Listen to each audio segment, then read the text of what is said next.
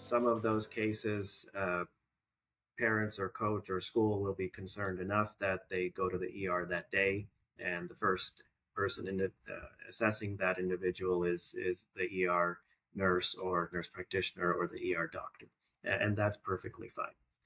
Also perfectly fine to start with your primary care doctor, pediatrician, or family medicine doctor. That's very reasonable as well.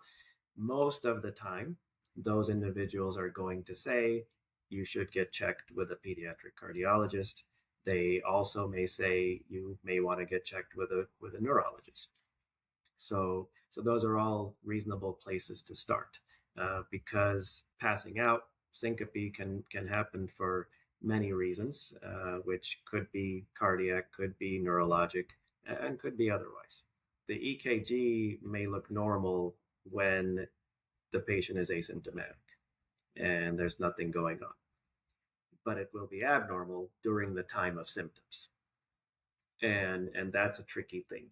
So that becomes a matter of getting that additional assessment, getting that specialty evaluation, and the specialist thoughts about, okay, well, everything looks normal now while we're checking you here in clinic, but obviously you weren't doing the activity you were doing when the symptoms happened. And here we could be talking about syncope, passing out, or it could be palpitations, etc. So then additional testing is needed, a longer term heart monitor, for example.